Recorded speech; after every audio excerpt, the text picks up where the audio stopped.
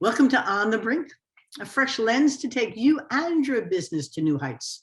Hi, I'm Andi Simon, and as you know, I'm your host and your guide.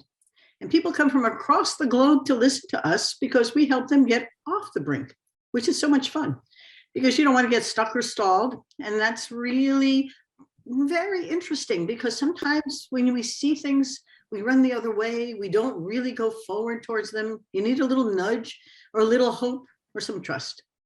So I go looking for interesting people who are going to help you see things through that fresh lens.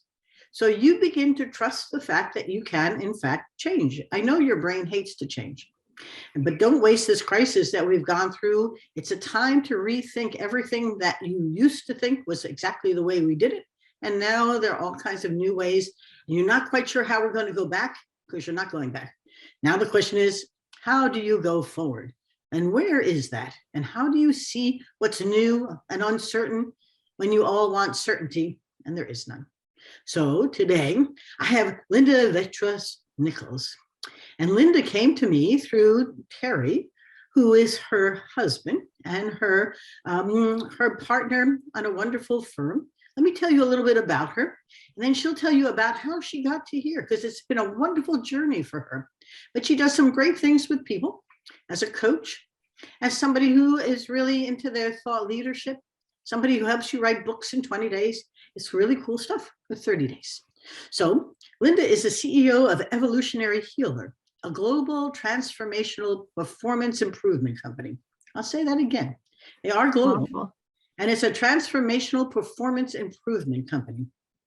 She co-founded with her husband, his embassy ambassador, Terry Nichols. And I've done 2 podcasts with Terry, and I've done 2 for him.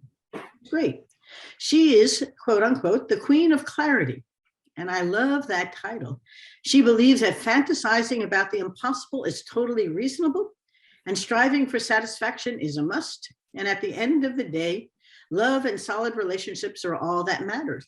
You know, we've learned a whole lot during this pandemic, and that is you do only live once. And it's not so bad to really love and love yourself a little too. She's a spiritual thought leader and coach who finds the gaps and corrals the chaos that keep powerful entrepreneurs stuck or stalled. So in some ways we do similar things, and we like to help you see, feel, and think in new ways. Yes. She's a published and author of 21 books, and she has Book in 30 Days Coach with the practical action steps to kick you in the pants so that you can get your book done. And I have 2 books done. We're working on the 3rd. It is a journey. Linda, yes. Thanks for joining us today. Thank you. And Andi, I just absolutely love your book. I got your book, Rethink.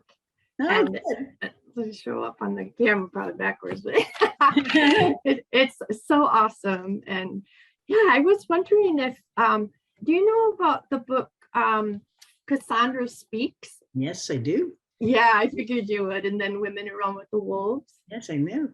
So yeah, those are my faves too. Okay, so I love your book for that reason. Thank you. I truly appreciate that. I'd love to share with the audience, though, who is Linda and what is your journey? Give them a sense of your story, because I do think it's a wonderful, rich one, and one that helps others begin to see their own selves in journey form. What's your journey? What's your story?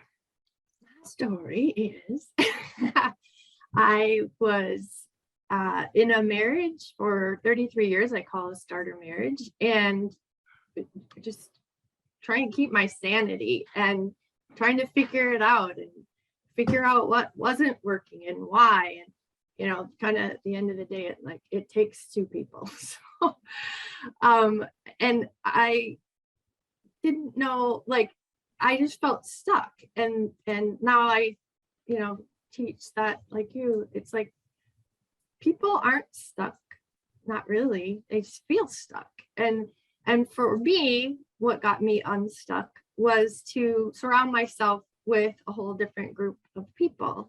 And within that group, there was somebody who helped me with questions, kind of clarity questions on, taking a look at leaving a marriage of that many years, and then, coming up with answers to that question. So that was one of the sort of pivots for my life.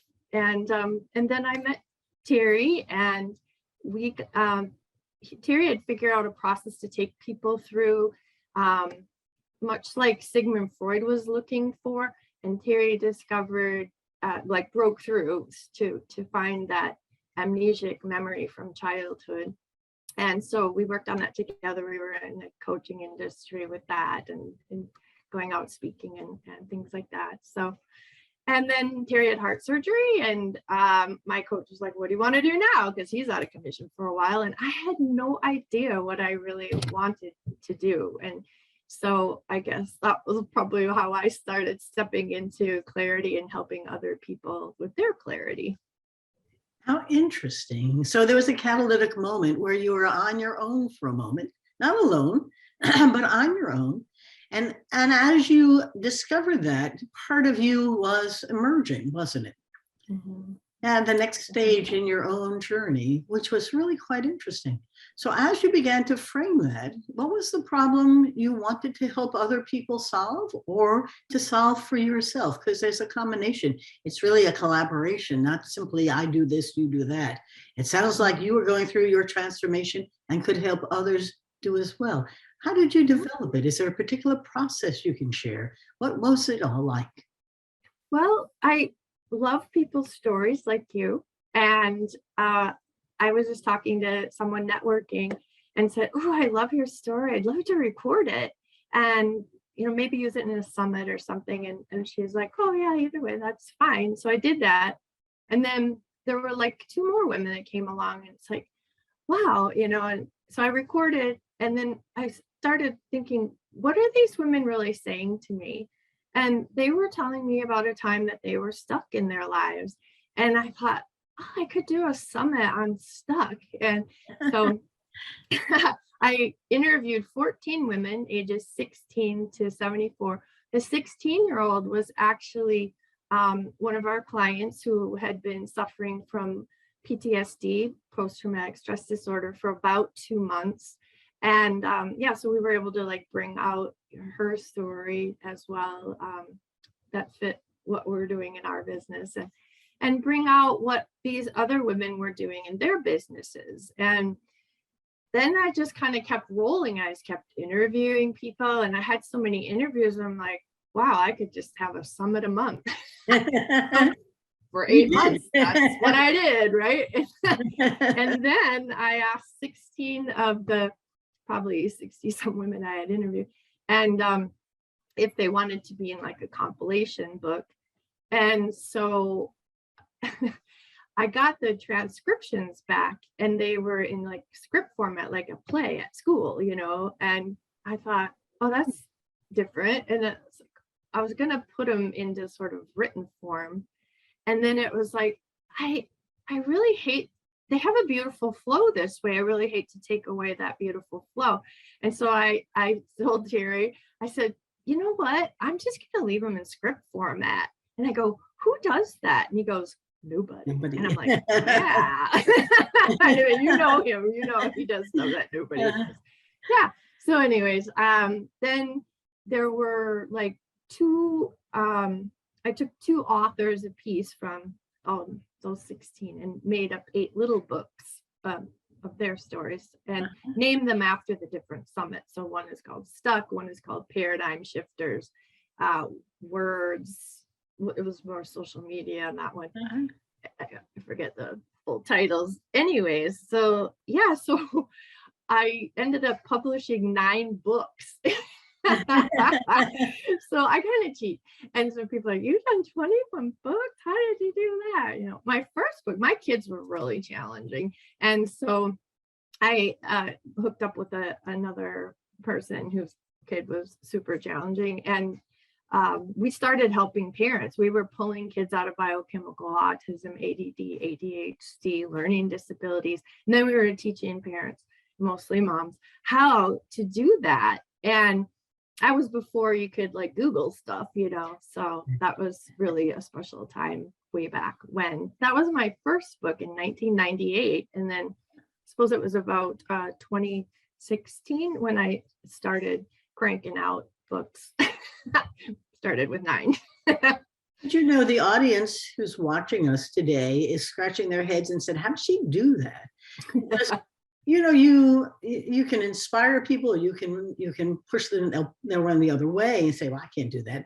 But in fact, part of this requires trust and courage, a bit of bravery, but part of it just requires a mindset that says, of course I can. Let's see how.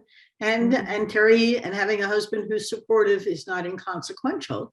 But you also had a real good understanding of what was needed, whether it was for those mothers or for the others. And you sort of felt that they had an unmet need. You were really a blue ocean thinker. You're finding, you know, even in looking at the cursive, instead of putting it into a format of a font, there's something about your approach that's really fascinating to me, because you see what is needed and then you come up with an idea to really solve it. I have a hunch that that's been sort of the last period of time since you left your last marriage into this one. What is so important now for you? The freedom to do this, the autonomy, the mastery, your purpose. You know, give the listeners some sense of how you've come to terms with who you are at this stage, and where is it going? Because they want to have a role model, because they all have great ideas. Sometimes they're sitting there, and as you know, they don't blossom, and we want to help them free it. How about your thoughts? Well, the one thing in, you know, the transition of marriage was, you know, even if you're in a really healthy relationship and you know, you're not just loved, you really feel loved and supported, it's not enough. Until you love yourself, it isn't enough. And so that was one of the things, big shifts for me, is learning to love myself. The other thing is stepping into, for lack of better words, my zone of genius. You know, what is it that I do that I am so good at? Yes. And I'm not exhausted doing it. I could just do it, you know, 24/7 and not even burn out. So I have actually stepped into that in the whole book in 30 days process. And I do free sessions. They're more like a clarity session, whether someone thinks there's a book inside of them or not. And it's very powerful. And the number one thing is I get women out of their heads. Yes. I get them to slow down, to focus, to really embody. And that's my little process. So we just do like 3 belly breaths, like close our eyes. And it's funny because when you do that and you get your hand on your abdomen, like all of a sudden you just really calm, you slow, and it makes people feel sane. And it's just been a really special process. It's just a free thing that I do for people, whether I'm networking with them or they're a potential client or whatever. So that's huge. And then I say, if it's a clarity thing, that's just like, okay, so if you could only do one, which one would it be? If it's more of the, my typical, if they haven't come to me with something specific, is like, okay, if there's only one thing you can let the rest of us know, like you're poofing off the planet tomorrow and you really, really want us to know it. It's not about yourself, it's not about you. It's you want us to know it for us. What would that be? And then they give it to me, right? And then I get another one and another one. And I get 3. And then I go back to the first of the 3 and do it again 3 times. And I end up with 9 things in a special order. And I always say, like, that just like came from their soul, you know? And that ends up being their book chapters and their message to the world in a specific order of importance to them. And it's easy for them to find their tribe, so to speak. Well, but you know, easy is an interesting word always, because in fact, it's not. You take away a couple of pains. People hate to change. The pain in the brain is real. You know, cortisol gets up there, your amygdala fights it. The second thing, the amygdala doesn't like the unfamiliar. And it really wants things that are comfortable, even if they're not. And third, your mind does exactly what it thinks you want it to do. And whether it's putting the hand on the belly or doing some mindfulness or a little meditation, you quiet down and you just take your brain into a quiet mind state where it feels really safe. Yeah. And yesterday is gone. Not much you can do about it. Tomorrow hasn't happened. So for the present, you have this wonderful gift of just being. And then your process shows them what is possible. And the trust that comes from that is extremely powerful because they really don't know where they're going, do they? And that uncertainty makes people, the ambiguity makes people very uncomfortable. But slowly the 3 turns into 9. And next thing you know, it's time for us to write a book about us, and not about us, but about what we want the world to know so they can be a better place. Yeah. So as our audience is listening, think about yourself. What kinds of ideas do you have that you want in some fashion to turn into a legacy of some kind? Do you find that people write more than one book as you have? Well, my clients sure do. Yeah, like I really believe that everybody's full of all kinds of books. And like you know, your clients, like you won't even take them unless they're at enough is enough. And so they just almost come to me pregnant with a book. It's like, I gotta get this thing out of me. I have no idea how to do it, or I'm afraid to do it, you know, because I'm afraid if I tell whatever they're going to tell, somebody else will hate them for it or be mad. And yeah, there's a lot of trauma stories that come out of my clients. And what's even weirder is like, I have clients who have done cookbooks with their trauma story opening, you know, and they're really powerful, cool books. But it's like, who does that? We're back to who does that. Well, it's interesting. We're working on our 3rd book, and the gal I'm working with said, we really ought to do a cookbook like this. I said, oh, I like that idea.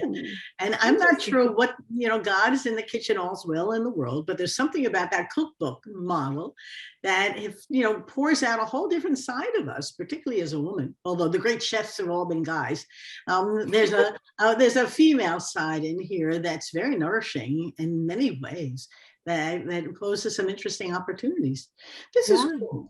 Now, you're a person who doesn't stand still. What do you see coming next? Because I always never waste a crisis, and we certainly. Oh, I love that line of yours. That's so cool. Yeah. Well, I have, like, you've stepped into like making a course, and I can't wait to take your course. By the way, it's so cool. It just totally fills the gap in my learning, if you will.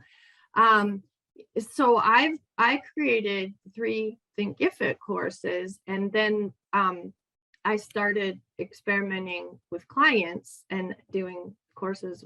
Actually, no, a client came to me, she had already started one, and we took her book and put it into one, and then I did mine. Yeah, so that's been interesting. And what I've found is, even though we're using the material from the book, the course becomes its own thing. It becomes almost a whole new teaching. And if you haven't read the book, you're going to be okay. Get through the course. If you have read the book, it reinforces the book. So yeah, that's a very exciting thing for me. Another thing I enjoy doing is for lack of better words, I want to say the word analyzing someone's website. It's not really a great word. Make sure that they translate. I know you're so big on that, meeting with your clients and their clients and listening, and you know, where is this not translating, you know? And so that's what I absolutely love to do. That's interesting, because we're in the process of redesigning our website, and I'm impressed with our guys because they've been working with us for a long time. I've been in business for 20 years. So we've had multiple websites and iterations. But you know, it's an interesting time, to your point, because as we started to look at what we had been, it was no longer who we were, and it wasn't where we were going either. And it was all captured in a website, of all things. And then I renovated my office before 3 weeks ago, and had it repainted. But in the process, I took a lot of books that had been here for 20 years. And hanging down the bookshelves was a fascinating capture of life. Because the books that were important aren't necessarily the ones that I want to hold on to. And I'm not quite sure what I'll be doing with future books, since so many of them are on my iPad. But it's an interesting commentary, being an anthropologist. It's an archaeological indication of the things that matter. And you almost want to do a record of who and what you were, and what you're becoming in the way in which you're reading and the ideas. Warren Buffett said you should spend 5 hours a day reading. I'm not sure I can do that, but I try to, 2 books a week is a good book, wrap. Oh, wow. And I love to read. I'm not a Netflix person, but I am a reader, and I find the ideas change your mind. Your mind grows as you add new ideas into it, particularly on how you write a book and how you convey the story.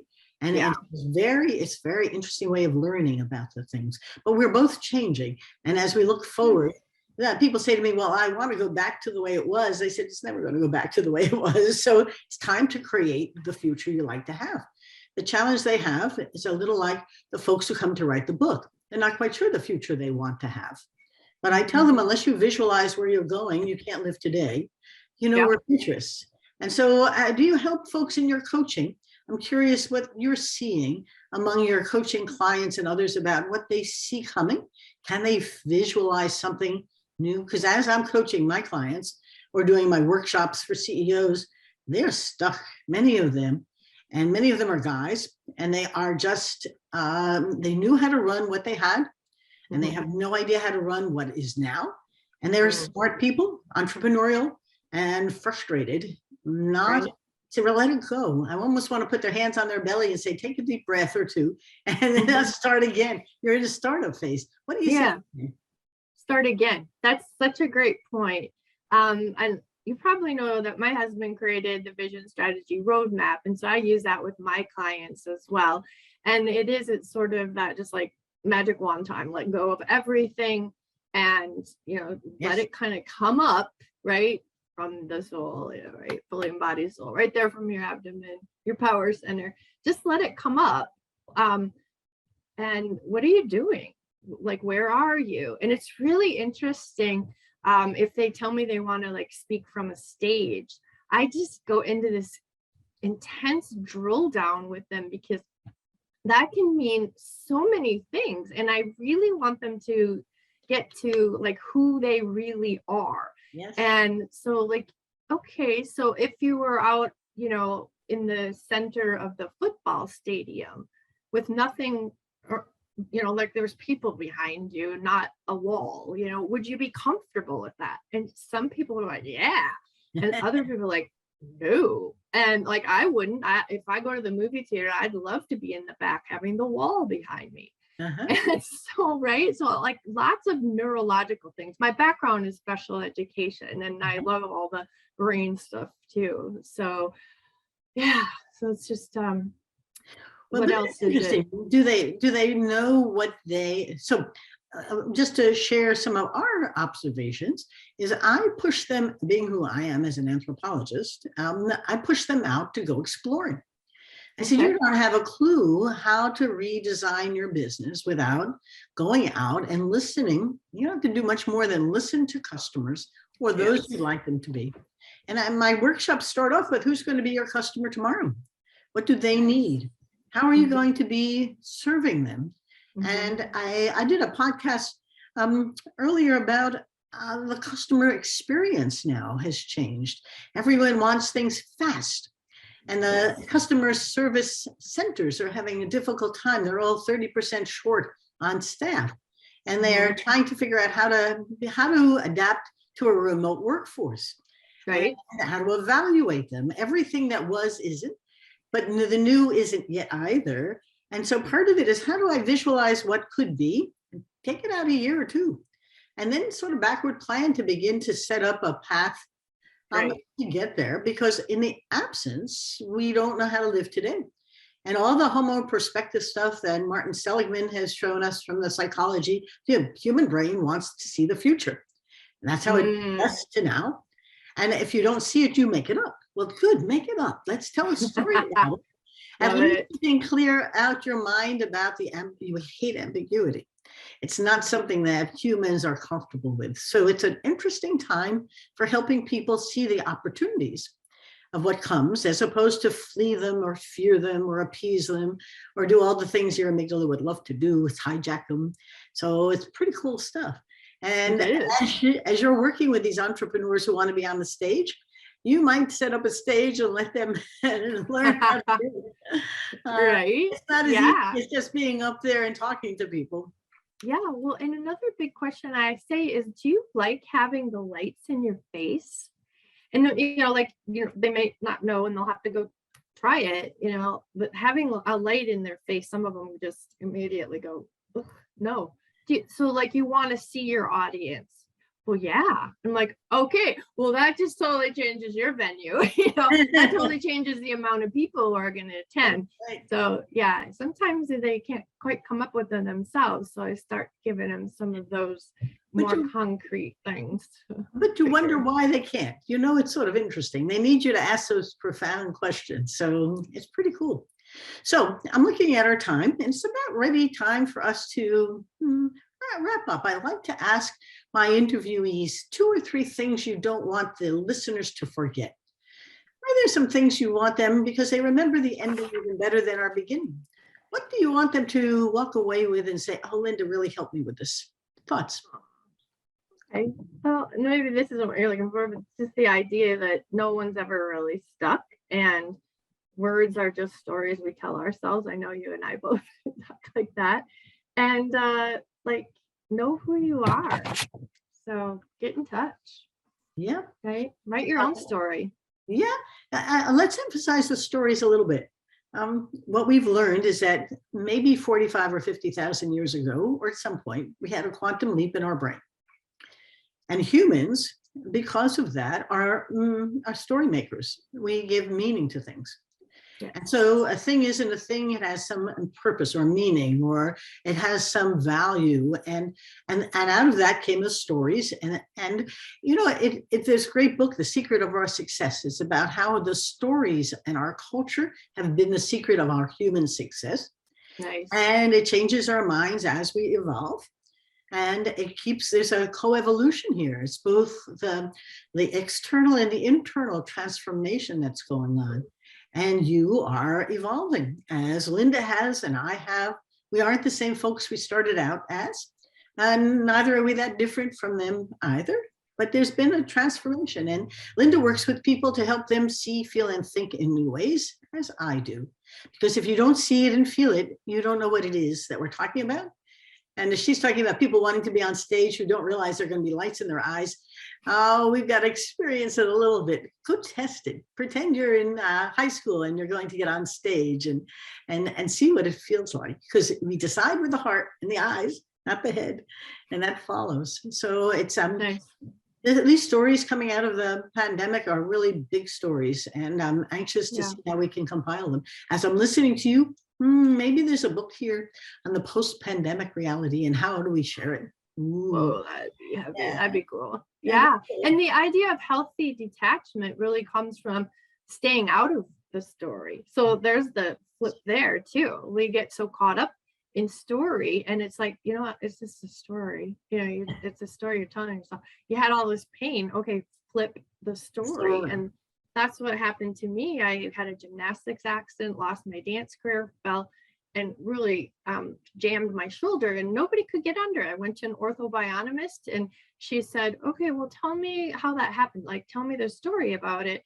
And I said, oh, okay. So I told her, and she said, okay, now change the story, flip the story. And I'm like as if it didn't happen, because I had the gymnastic accident, lost my dance career. A few months later, lost my father to suicide. So there was a lot of trauma locked up in that shoulder, right? So I flipped the story. Terry was standing behind me, and all of a sudden my shoulder blade just went clunk, literally a sound of clunk. And she just went right in there and took care of business. It's like nobody could get under there before. But don't lose stories are powerful. So in the body. Because and I don't mean to interrupt you, because it's so exciting to talk to you, but we live the story in our minds. They aren't, and they're an illusion. They're not reality. But they're also in our bodies, you know, They are, so that's right. that's the thing. And when we change the story, it's just a story. When we change the story, the body doesn't know the difference. The body goes, oh, okay. Is that the story? Great. Oh, is that the story? Okay. Well, really and I think this is just a great story to share to our audience about how to change, because we don't want you on the brink anymore. We want you to soar. And I don't want you to jump out of an airplane without a parachute either, nor do I want you to fly the airplane, you know, and build it at the same time. There's lots you can do here. And I love Linda's process for helping you express this, turn it into a book and make it a reality, at least an illusion that turns into a something. So it's great fun. Thanks for joining me today. This has been cool. Oh, thank you. It's fun. So I thank our audience. People always ask, who's your audience? I said, it's all of you out there who come. I truly appreciate it. As you're thinking about yourself, send me your ideas at info@andisimon.com. I have people across the globe who send me their little notes, their ideas about who they'd like to hear from. I'm share away. It's great fun to share them. And it's a great time for you to rethink who you are, where you're going, and how you're going to get there. Sometimes you need a hand, and that's what we both do. Both Linda and myself we have a great time helping you rethink your story. And when you begin to work through my program, Rethink Your Journey with Andi Simon or others, you begin to see that it's all in that story.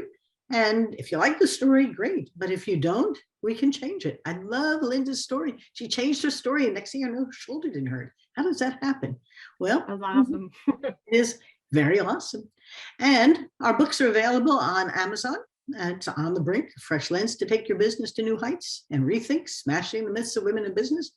And we are delighted you come, enjoy, share, and have a great day. Stay well. Thanks, Linda. Thank you so much for coming today. And we'll say goodbye. Bye now.